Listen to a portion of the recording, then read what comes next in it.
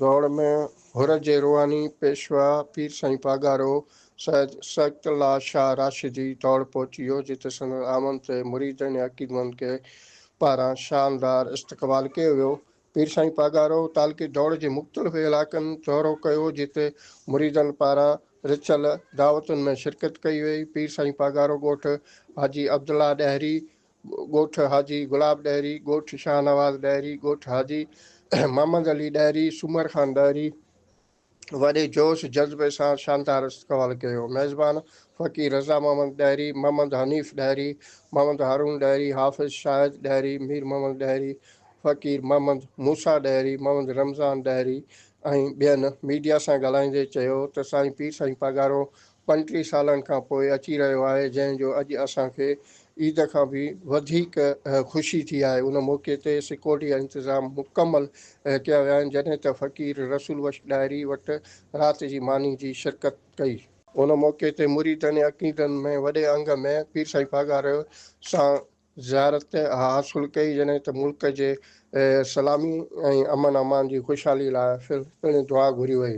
पीर साईं पागारो मुरीदनि सां मुलाक़ातूं दौरान खेनि सब्र, इत्तेहाद ऐं दीन इस्लाम ते हलण जो चयो आहे ऐं पीर साईं पागारो जा मुख़्तलिफ़ इलाइक़नि में प्रोग्राम जारी आहिनि। दौरे जे सिलसिले में पीर साईं पागारो राति मंधड़ो भरिसां मसर जी वाह ख़लीफ़ो अब्दुल सलाम ॾहरी वटि आराम थियो।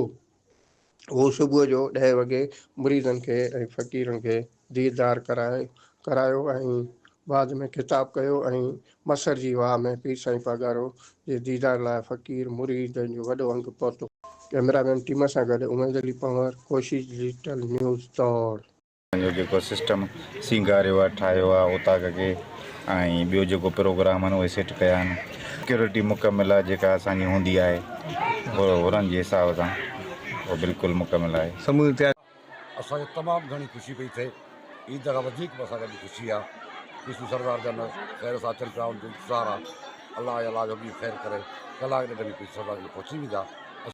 छटरदनी पातशाह आयो हिते असांजे वाल साहिब वटि ऐं उन खां पोइ हीअ वरी असांखे ख़ुशि नसीबी हासिलु थी आहे जो असां ॾे हीअ अचनि था। वटि ॿी दावत ते आयो, उन खां पोइ असां मन जो बि करायो। असां वटि छटरदनी पातशाह 8 तक करायो आहे। गाॾी जी पार्किंग जेका आहे उहा अलॻि आहे ऐं साईं जा जेके मुरीद अक़ीदत मत जेके आहिनि उन्हनि जे लाइ ज़ियारत लाइ हिकिड़ो मख़सूस प्रोग्राम कयो वियो आहे। साईं जिन इंशाअल्लाह कुझु लम्हनि में हिते असांजे अॻियां ईंदा ऐं दीदार जमायत खे कराईंदा। असांखे हद खां वधीक ख़ुशी थी पंहिंजी ज़िंदगी में पहिरीं ख़ुशी। तक़रीबन ही साईं पहिरों चक्कर 30 साल खां पोइ 1995 में वॾो साईं आयो हुयो हिन इलाइक़े में। उन खां पोइ यको ही असांजो खिते में कोन आयो आहे। तयारी कई वञे इन सिलसिले में बसि असां अल्हम्दुलिल्लाह जेको टाइम हुयो उन हिसाब सां पंहिंजी असां फुल तयारी कई आहे अल्हम्दुलिल्लाह।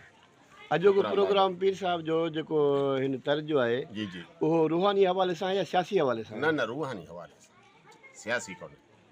अॼु असांजो ॾींहुं सम्झो ईद जो ॾींहुं आहे। असां हुर जमायत जे लाइ मुर्शिद साईं ख़ैरनि सां असांजे अंगण ते अची रहिया आहिनि। इहा असांजी सभ खां वॾी में वॾी ख़ुशि नसीबी आहे। हुर जमायत खे हुर वार जेके बि असांजा हुर जमायत साथी आहे उन्हनि सभिनी खे मुबारक हुजनि। असांजे मुर्शिद करीम अंगण ते अचे पियो। असां बसि लफ़्ज़ कोन था ॿुधाए सघूं त केॾी ख़ुशी आहे। साईं पागार अचनि पिया, असांखे तमामु घणी ख़ुशी आहे। ईद खां वधीक ख़ुशी आहे जो मुर्शिद साईं हिते अचे पियो ऐं तमामु घणी ख़ुशी आहे। असांखे वधीक महसूसु पिया कयूं। ऐं सिक्योरिटी बाबति तमामु सुठा इंतज़ाम आहिनि माशाल्लाह। हा, पंहिंजी सिक्योरिटी आहे, हुर जमात आहे ऐं तमामु सुठो इंतज़ाम आहे।